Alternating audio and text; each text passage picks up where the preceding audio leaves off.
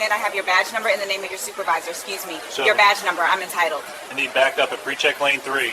Non-compliant passenger, possibly hostile. I'm not hostile. You people always have questions. Always got something to say. Always making demand. At 7:42 a.m., inside Charlotte Douglas International Airport, a white police officer approached a black woman standing in the TSA pre-check line and told her she was in the wrong place. The woman was wearing a tailored navy suit, carrying a leather briefcase, and holding credentials that identified her as a federal judge. Her name was Monique Johnson, 54 years old, appointed to the Fourth Circuit Court of Appeals by the President of the United States and confirmed by the Senate with bipartisan support. She had served on the federal bench for 9 years. The officer who stopped her, Darren Kovacs, 41, had spent 16 years with the Charlotte Airport Police Department. He had decided in the span of a single glance that she didn't belong, not in that line, not in that terminal, not anywhere near the expedited boarding lanes reserved for verified travelers. He didn't check her credentials, he didn't scan her identification, he looked at her skin color and made his judgment. What happened in the next 11 minutes was captured by 7 different security cameras positioned throughout the terminal concourse.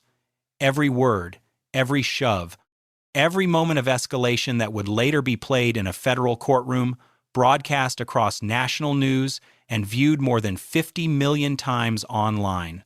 What happened in those 11 minutes would trigger an FBI investigation, end multiple careers, send 3 officers to federal prison, and result in one of the largest civil rights settlements in airport police history. Officer Darren Kovacs had been with the Charlotte Airport Police Department since he was 25 years old.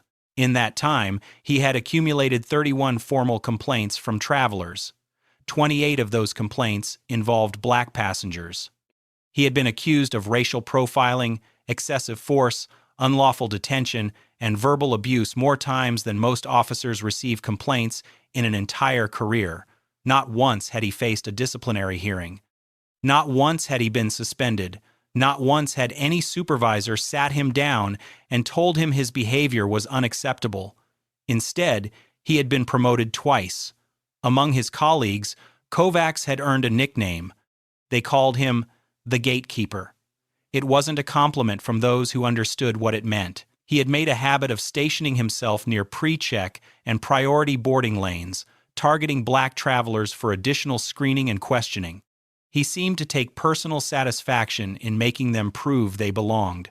A black airline pilot in full uniform had been forced to produce 6 forms of identification before Kovacs would let him pass. A congressional aide traveling with a U.S. senator had been detained for 2 hours based on what Kovacs called suspicious behavior. She had been reading a book while waiting in line. Every complaint filed against him landed on the desk of Lieutenant Frank Ingram, his direct supervisor, and every complaint was dismissed. Insufficient evidence, conflicting accounts, no video available. The excuses varied, but the outcome never did. Kovacs walked away clean every single time, learning with each complaint that there would never be consequences for the way he treated people who looked like Monique Johnson. Judge Monique Johnson had spent her entire adult life in service to the law. She graduated from Harvard Law School at the top of her class, turned down offers from corporate firms paying 6 figures, and joined the U.S. Attorney's Office because she believed in justice. For 22 years, she prosecuted federal cases, organized crime, public corruption, civil rights violations. She sent dirty cops to prison. She dismantled trafficking rings.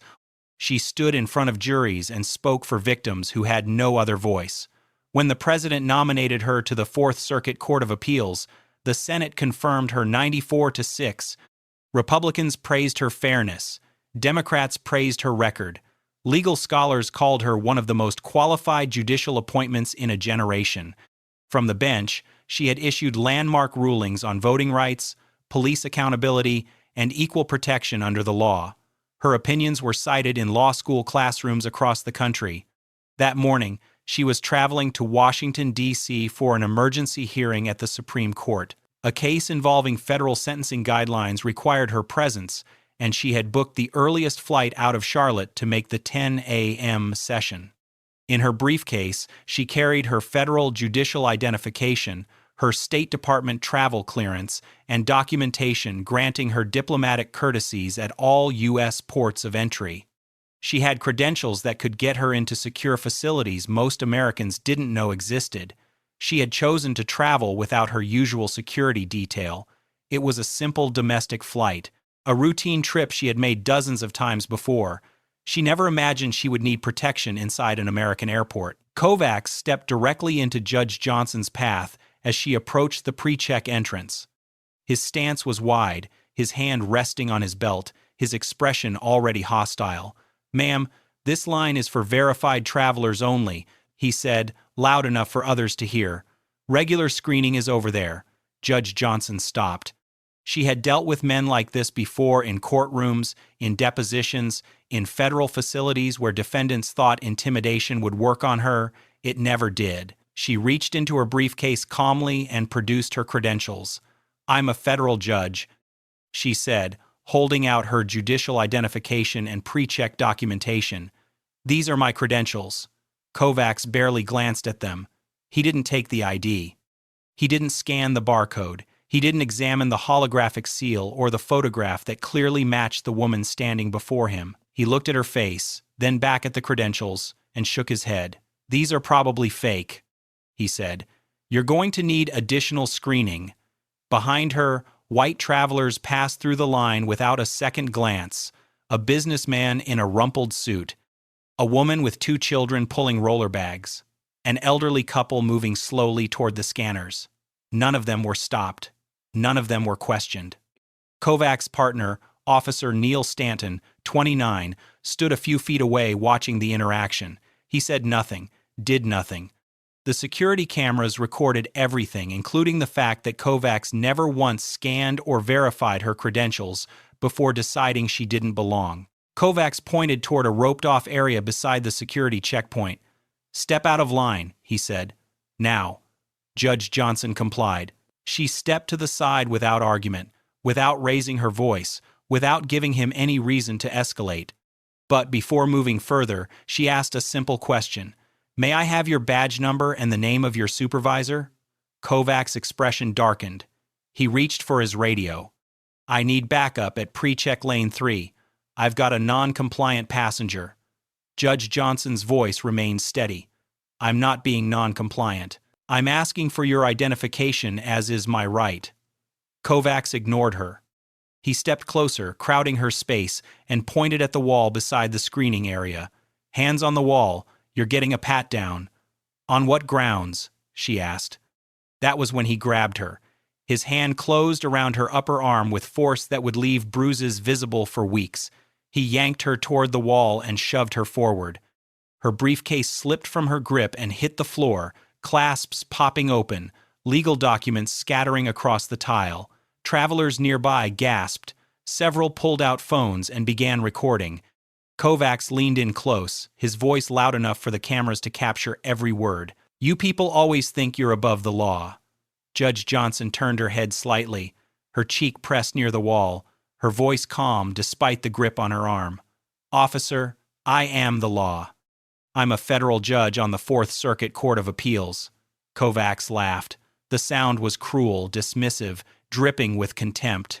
"Sure you are," he said. "And I'm the Pope." Kovacs pulled his handcuffs from his belt. "You're being detained for disorderly conduct." Judge Johnson kept her hands visible, her posture compliant. "What specific conduct?"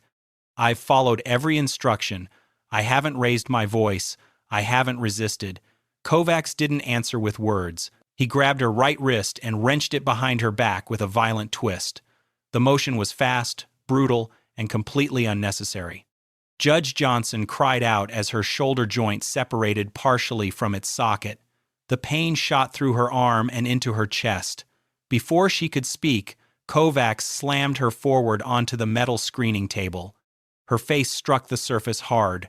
Her glasses shattered on impact, a shard slicing into her cheek just below her left eye. Blood began running down her face immediately, bright red against the stainless steel surface, visible on every camera recording the scene. Kovacs forced her down and planted his knee into her upper back, pressing his full weight onto a 54-year-old woman with a dislocated shoulder and a bleeding face wound. "I'm not resisting," Judge Johnson said through clenched teeth. "You're injuring me. I need medical attention." Kovacs leaned down closer. "Should have thought about that before you got uppity." His partner, Officer Stanton, finally stepped forward. "Darren, maybe we should." Kovacs cut him off without looking back. "Shut up, Neil. I know how to handle these people." The cameras recorded everything. The blood on the table, the knee on her back, the words he chose. Every second of it documented and preserved. A man in a gray suit pushed through the gathering crowd. He was 62 years old, tall, with the bearing of someone who had spent decades in positions of authority. His name was Colonel Samuel Okonjo, retired, former Judge Advocate General Attorney for the United States Army. He had prosecuted military crimes for 30 years. He knew excessive force when he saw it. "Officer, stop what you're doing immediately," Colonel Okonjo said, his voice cutting through the noise of the terminal. "That woman is injured and compliant. You have no legal basis for this level of force." Kovacs looked up, his knee still pressing into Judge Johnson's back. "Sir, step back, or you'll be arrested for interference with a police officer." Colonel Okonjo didn't move. Instead, he pulled out his phone already recording and dialed 911. His voice was calm, practiced, the voice of a man who had testified in hundreds of courtrooms. "I need to report an assault in progress at Charlotte Douglas International Airport, TSA pre-check area. The assault is being committed by an airport police officer against a restrained civilian. The victim is bleeding and requesting medical attention. Send emergency services immediately." Kovacs's face flushed with anger, but before he could respond, a woman in a TSA supervisor uniform appeared. Denise Carrington had heard the commotion from across the checkpoint and pushed through the crowd. She took one look at the scene, the blood, the scattered documents, the federal judicial ID lying open on the floor, and her face went pale. "Officer," she said slowly, reaching for her radio, "do you know who this woman is?" Kovacs sneered. "I don't care if she's the Queen of England." Airport Police Chief Bernard Foley arrived 4 minutes later, slightly out of breath, his uniform still crisp, but his expression already tight with concern. He had received 3 calls in rapid succession, one from TSA, one from Airport Authority, and one from a city official who had seen a live video already circulating online. Denise Carrington intercepted him before he reached the scene. She leaned close and whispered a name. Chief Foley's face changed instantly. The color drained. His jaw went slack. He strode toward Kovacs with barely controlled urgency. "Remove the handcuffs," Foley said quietly. "Right now." Kovacs looked up, confused. "Chief, she was non-compliant. I have witnesses." "She. That's a federal appellate judge, you idiot." Foley's voice was low but sharp as a blade. "She sits on the Fourth Circuit Court of Appeals. She was confirmed by the United States Senate. Remove the cuffs now." Kovacs' hands froze. For the first time, uncertainty flickered across his face. He unlocked the handcuffs and stepped back. Judge Johnson slowly pushed herself upright, cradling her injured arm against her chest. Blood still dripped from the cut beneath her eye. Chief Foley softened his tone, attempting damage control. "Your Honor, let's get you somewhere private. Medical attention, whatever you need." "I'm sure we can handle this internally without—" Judge Johnson turned to face him. Her voice was steady despite the pain. "Chief, I've spent 22 years prosecuting cover-ups. I know exactly what you're attempting right now." She glanced at the cameras overhead, then back at Foley. "And you're doing it on camera." Paramedics arrived within 8 minutes. They found Judge Johnson sitting on a metal bench, her right arm hanging at an unnatural angle, blood drying on her cheek and jaw. The cut beneath her eye required 6 stitches. Her shoulder was confirmed as partially dislocated and would need to be reset at the hospital. She refused to leave. "I'm not going anywhere until I speak with the FBI," she said. The paramedics exchanged glances but didn't argue. The Charlotte FBI field office received a call at 8:14 a.m. 2 special agents were dispatched immediately and arrived at the terminal within 20 minutes. While they were en route, Chief Foley made another attempt at containment.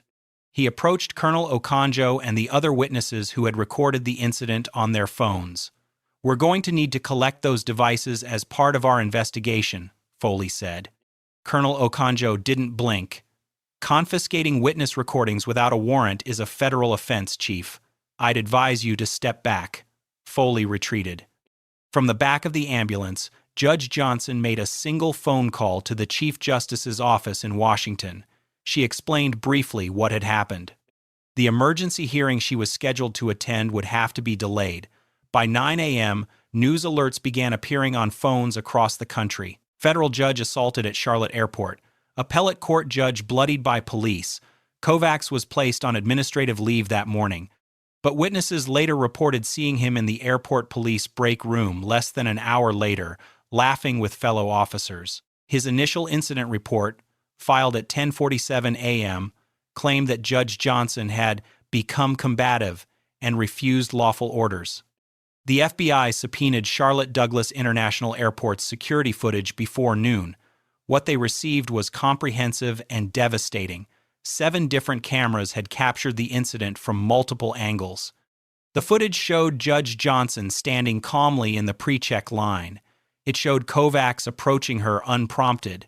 It showed her presenting credentials that he never examined.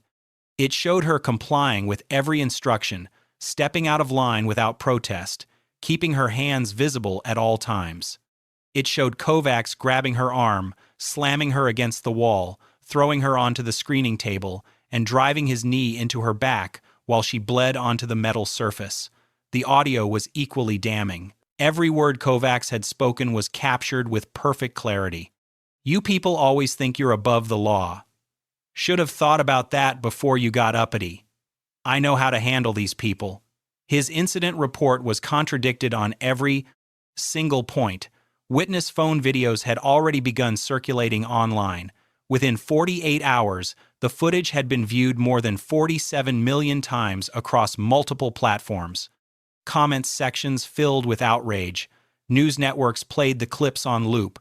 But the most damaging evidence came from Kovacs's own body camera. He had reported that it malfunctioned during the incident, that no footage existed. FBI technicians recovered the recording from the department's cloud backup server. It showed Kovacs spotting Judge Johnson in line, turning to Officer Stanton, and saying with a smirk, "Watch me deal with this one." Within 1 week, the Department of Justice Civil Rights Division opened a formal investigation into the Charlotte Airport Police Department. What they found went far beyond a single officer. FBI interviews with current and former employees revealed a culture of institutional racism that had been allowed to flourish for years. Kovacs, it turned out, had made a game of it. He and a small group of officers had an informal betting pool.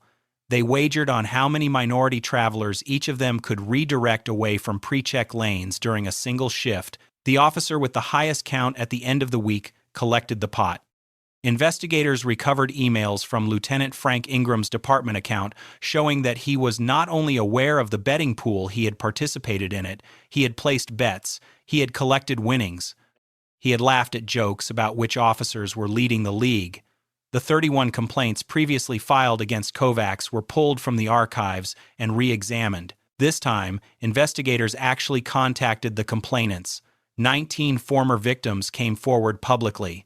A black cardiothoracic surgeon had been detained for 4 hours in 2019 while traveling to a medical conference.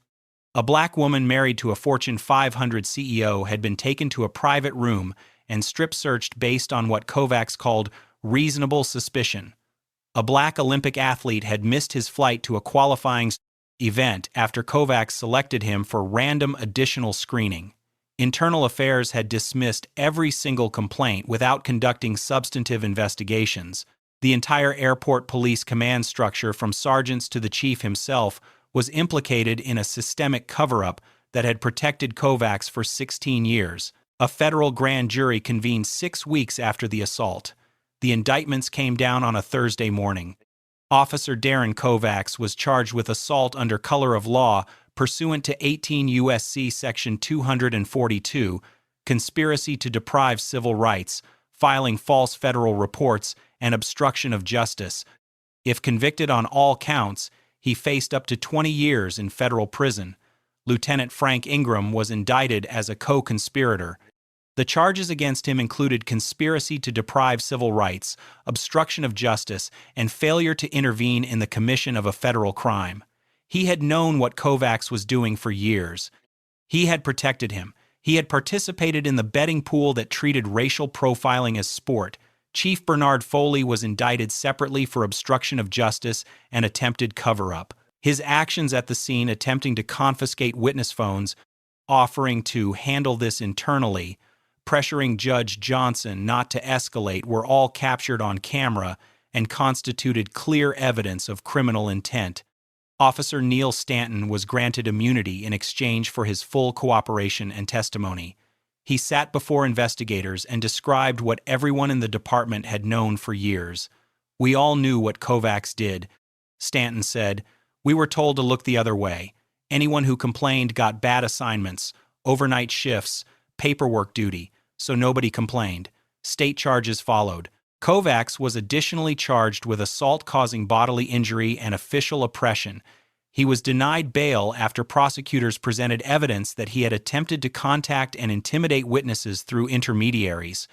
The federal trial of Darren Kovacs lasted 4 weeks. Every day, the courtroom filled with spectators, journalists, and civil rights advocates who had traveled from across the country to witness the proceedings.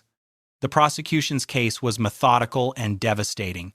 The security footage was played repeatedly from every available angle. Jurors watched in visible disgust as Kovacs grabbed Judge Johnson's arm, slammed her onto the screening table, and pressed his knee into her back while she bled. Several jurors looked away. One wiped tears from her eyes.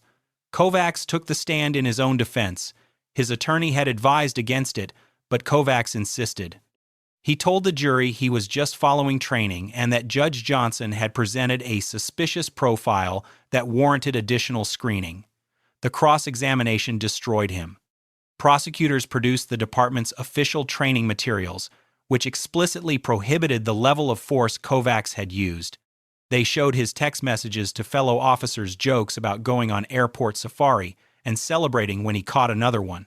They played his body camera footage showing him smirking and saying, "Watch me deal with this one," before approaching a woman who had done nothing wrong. The jury deliberated for 6 hours. The verdict was unanimous: guilty on all counts.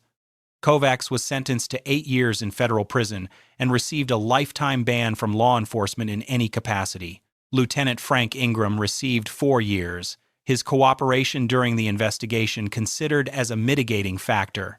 Chief Bernard Foley received 3 years and was ordered to forfeit his pension.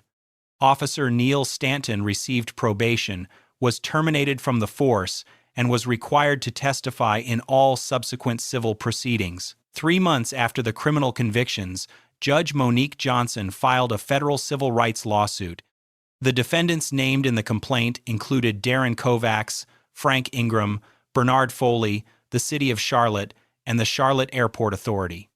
The lawsuit alleged systemic discrimination, failure to train, failure to supervise, and deliberate indifference to the constitutional rights of minority travelers. Discovery revealed the full scope of the department's failures. Over the previous 10 years, 847 complaints had been filed against Charlotte Airport police officers. 91% of those complaints involved minority travelers. Not a single complaint had resulted in a sustained finding against any officer. Expert witnesses testified that such a statistical pattern was impossible without systemic discrimination embedded in departmental policy and practice. The city's attorneys attempted to settle. They offered $5 million to make the case go away quietly. Judge Johnson refused. She demanded full accountability policy changes, independent oversight, a public admission of wrongdoing, and the creation of a civilian review board with real authority. The city refused her terms. The trial proceeded. After 3 weeks of testimony, evidence, and expert analysis, the jury returned its verdict. They awarded $12.4 million in compensatory damages for Judge Johnson's physical injuries, emotional distress, and harm to her professional reputation. They added $8.7 million in punitive damages against the individual officers.